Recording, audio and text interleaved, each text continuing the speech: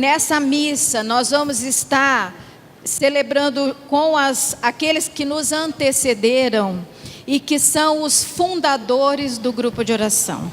E o que eu quero falar é em relação a isso, o nosso grupo de oração e os nossos fundadores, que são aqueles que começaram o grupo de oração. Eu também comecei, eu sou a mais velha desse grupo de oração. Eu comecei o grupo de oração junto com eles, então eu sempre falo porque eu sei muito bem toda a nossa história. E eu quero dizer para vocês que existem muitos grupos de oração. Vocês sabem disso, não preciso dizer. Existe um monte de grupo de oração. Mas Deus, Ele tem chamados particulares para cada grupo de oração. Cada grupo de oração que existe, ele tem uma vocação, poderíamos dizer assim. Tem uma vocação.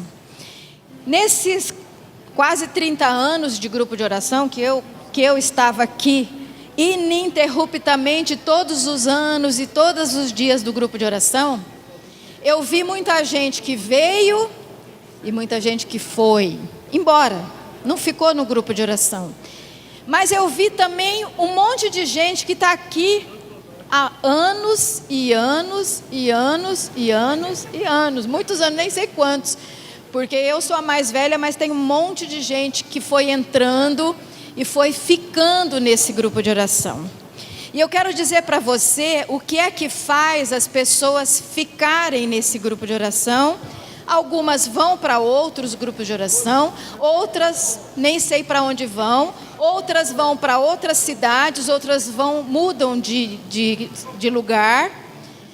E a gente não sabe o que acontece com as pessoas, mas eu sei que quem fica neste grupo de oração tem uma vocação. E a vocação, ela é escrita não em nós que estamos aqui, mas naqueles que começaram, que levaram a vida naquela vocação. Porque nós só vamos, cada um de nós, saber como foi a nossa vida na hora que ela terminar.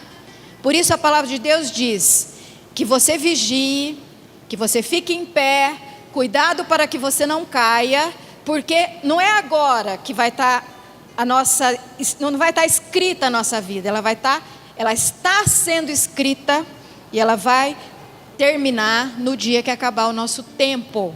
Eu sei que o deles acabou, está aqui, né? Eu trouxe hoje as fotos deles, o deles acabou, o tempo acabou e eles escreveram a sua história.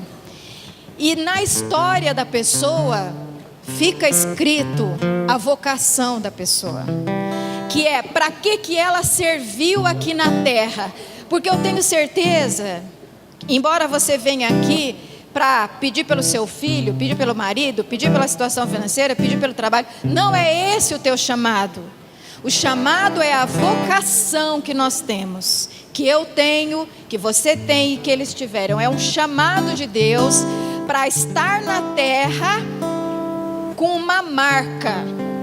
A vocação é a nossa marca, é a marca da vida, que você carrega todo o tempo, e você não carrega isso só quando você está no grupo de oração, você carrega isso sempre, todo o tempo, é a sua marca, e tem que ser, para que você chegue no último dia e diga assim: Senhor, eu fiz o meu papel, eu cumpri a minha missão.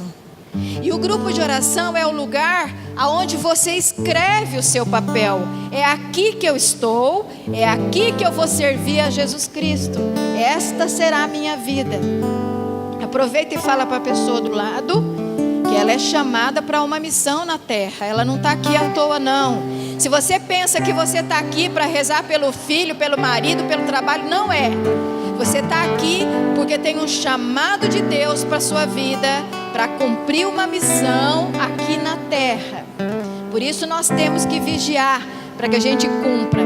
E o que eu quero fazer nesse início dessa celebração é partilhar com vocês qual é o nosso chamado, né? Porque você vai estar se perguntando assim: mas que eu sou chamado? Qual que é a minha missão, né? Para que eu estou aqui? Eu quero falar para você qual é a sua missão, qual é a nossa missão. De todos nós que estamos nesse grupo de oração. Porque a nossa missão é a missão que eles tiveram, que foi escrita na vida deles. E como nós temos a mesma sequência, esse grupo de oração, nós temos a mesma missão. Esse é o nosso chamado. Eu quero contar para você, então fala para a pessoa do lado, para ela escutar bem qual é a missão dela nessa terra. Presta atenção, que vai ser importante você saber disso.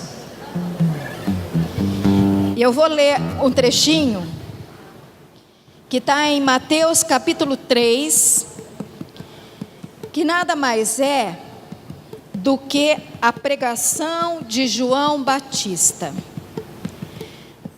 Nosso chamado, grupo de oração Filhos de Sião, é sermos João Batista no nosso tempo, não no tempo dele, não é para a gente reproduzir, não é. Nesse tempo, eu sou chamada a ser João Batista e você, cada um de vocês é chamado a ser João Batista aonde? Nessa terra, nesse tempo, enquanto a nossa vida durar. E João Batista, vocês conhecem, mas eu vou repetir alguma coisa aqui. João Batista tem a seguinte característica, ó. Capítulo 3 diz assim: naqueles dias apareceu João Batista, pregando no deserto da Judéia. Dizia ele: fazei penitência, porque está próximo o reino dos céus. Este é aquele de quem falou o profeta Isaías quando disse: uma voz clama no deserto, preparai o caminho do Senhor, endireitai as suas veredas. João usava uma vestimenta de pelos de camelo e um cinto de couro em volta dos rins, alimentava-se de gafanhotos e mel silvestre. Pessoas de Jerusalém, de toda a Judéia e de toda a circunvizinhança do Jordão vinham a ele, confessavam seus pecados e eram batizados por ele em águas do Jordão. A característica de João Batista, ele tinha uma maneira de vestir, uma maneira de se comportar particular, e que não é isso que nós devemos seguir, né? Nós temos que viver no nosso tempo, que ele era o tempo dele. Mas João Batista, qual era a missão dele? Preparai o caminho do Senhor, endireitai as suas veredas. Essa era a pregação de João Batista. E ele ia a todos os cantos e falava a mesma coisa. Ele falava assim: preparai o caminho do Senhor, endireitai a sua vida, corrija a tua vida, muda o teu caminho, porque você tem que seguir o caminho do Senhor. Se você quer um dia estar na eternidade, você tem que seguir o caminho do Senhor. Não há outro jeito. Não há outro jeito, não adianta a gente se enganar, só tem um jeito, é um caminho que é o caminho de Jesus Cristo. E ele falava isso. João Batista não agradou as pessoas. João Batista foi perseguido e depois foi morto por ódio. E ele foi morto porque ele falava a verdade, porque ele anunciava a verdade. Eu quero dizer então que não é um chamado muito fácil para nós, como não foi o deles, porque eu conheci muito bem e sei que foram pessoas diferentes que pregaram esse mesmo evangelho. Se converta, muda de vida, preparai o caminho do Senhor. Quem conheceu sabe que é isso que eles faziam. Esse é o nosso chamado, esse é o teu chamado. Quero dizer que não é fácil, porque quando a gente fala isso, a gente não agrada as pessoas. Quando a gente fala para mudar, para seguir o caminho de Deus, nós não somos bem compreendidos. Mas é esse o nosso chamado. Eu quero dizer que você seja corajoso, que você tenha força de ser João Batista nesta terra. E ser João Batista não significa que eu tenho que entrar aqui, que eu tenho que ser ministro, que eu tenho que trabalhar na igreja. Não, ser João Batista é estar no mundo aonde? Onde você estiver. Aonde Deus te levar. Na tua família, naqueles que você conhece, aonde você trabalha, seja lá o que for. Eu quero convidar você a ser corajoso. Tenha coragem de assumir a tua missão, porque se você assumir, chegando lá no fim, você vai olhar e vai dizer assim: eu cumpri a minha missão, Eu fiz o que fui chamado. Entenderam? Fala para a pessoa do lado, aceita a tua missão hoje. Esse é o meu convite para você nesta noite. Aceita a tua missão. Você também não é obrigado a aceitar não, tá? Não é obrigado, mas é o convite que o Senhor nos faz. É o exemplo que nós temos daqueles que nos antecederam, que já terminaram a sua vida e cumpriram a sua missão. E nós não precisamos ir lá para a África, nós não precisamos ir para o outro país, não. A missão eu cumpro aqui onde Deus me der. Tem gente que às vezes vai para outro lugar, mas é a missão que é dada por Deus. Você não precisa procurar, ela vai ser dada para você se você assumir o seu papel e assumir a sua missão. Queridos irmãos, queridas irmãs, quem se recorda do seu primeiro retiro, do seu primeiro anúncio? Ergue o braço. Lembra lá? O primeiro anúncio é o primeiro amor. Pegando a parte bem aqui embaixo do livro de Apocalipse de São João, diz para nós: é preciso voltar ao primeiro amor. Nós temos afastado do primeiro amor. Nós temos nos afastado daquele encontro especial com Jesus. Aquele encontro fundante da nossa fé, que marcou-nos profundamente na nossa caminhada. E hoje o livro do Apocalipse traz para nós esta pérola, dizendo: voltai ao primeiro amor, onde o Senhor Jesus dizia-nos, e Javé, no Antigo Testamento, que Ele vai acolher os seus, e o homem de fé estará com Ele, e os outros irão para o opróbrio, irão para longe dele.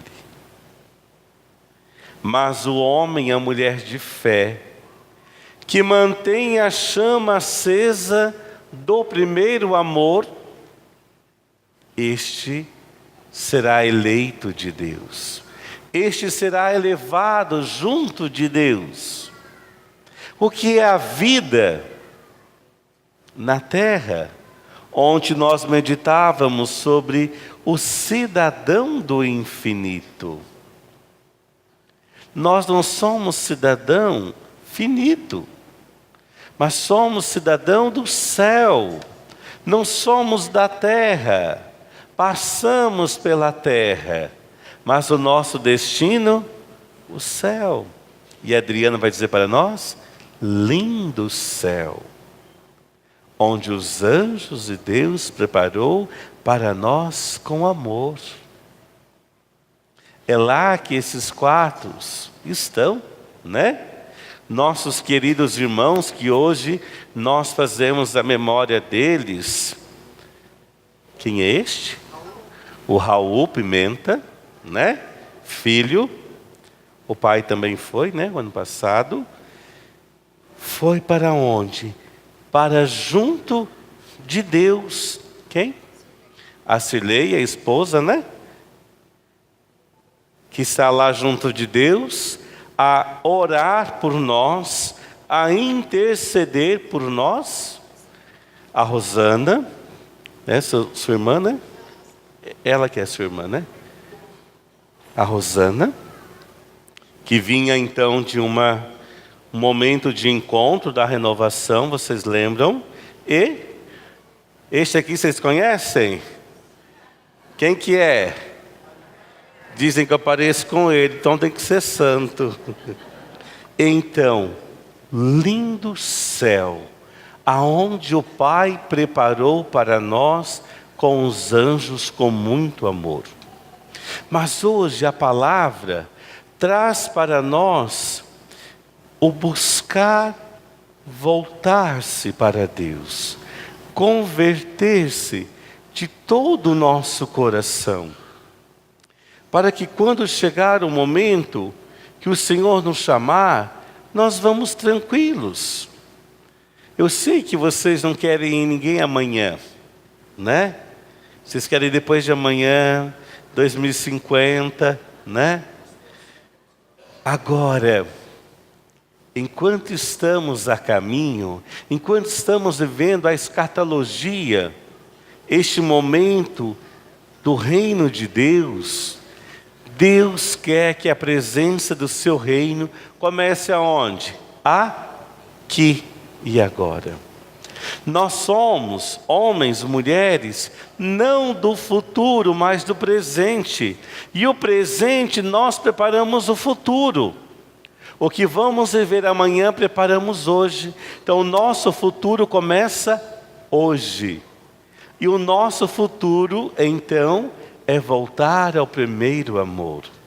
É voltar ao encontro com Deus, que nos renova, que nos reanima, que nos transforma, que nos cura, que nos liberta, que nos transforma.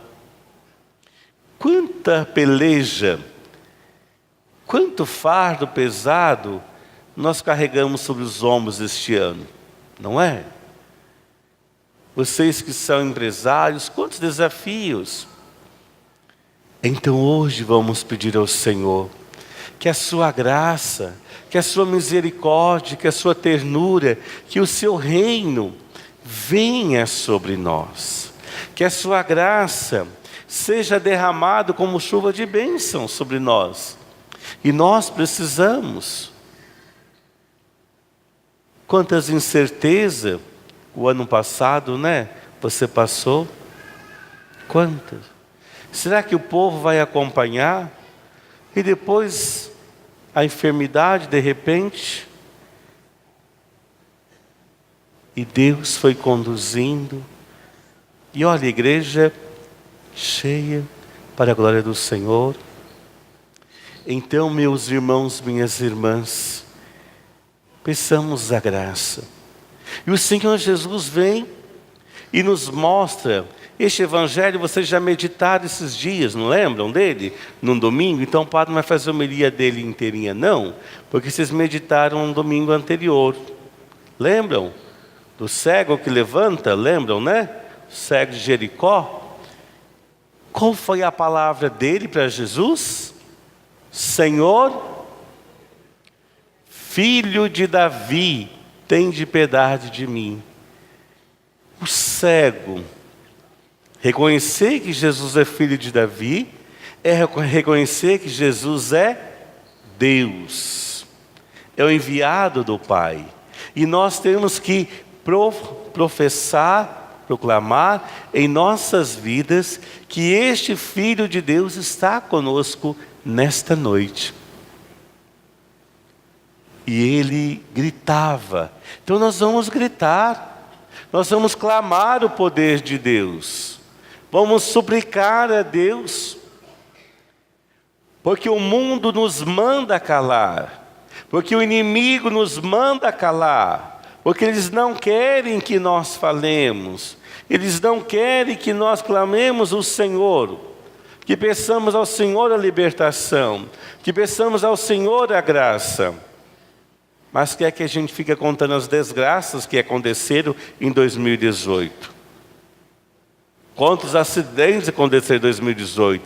Mas Deus quer que nós vejamos a sua graça sendo derramada sobre nós. E que nós vamos ser cuidadosos, Porque o Senhor está nos mostrando que devemos cuidar, que devemos policiar, que devemos orar, que devemos doar, que devemos sacrificar uns pelos outros, pelo reino, que nós temos que retomar a nossa sese cristã. Será que seu brilho do amor de Deus se apagou? Será que a sua luz está bem fraquinha? Igual com as luzinhas que a gente compra todo ano e põe na árvore de Natal, a gente tira, guarda para o ano seguinte, já pifou a metade, né? Será que a gente está daquele jeito? Precisando trocar todo ano, né? Às vezes sim. Mas então hoje, diante do Senhor, é o dia da gente trocar. A gente pedir a luz dele, para que ele brilhe em nós e nós possamos brilhar por Cristo para outros irmãos. Quantos irmãos estão precisando do brilho? Quantos irmãos precisam descobrir o sabor da vida, a alegria de viver? E então você tem a alegria para viver. Deus nos dá a força. Deus nos ajuda a recuperar. Deus nos devolve a autoestima quando a gente perde.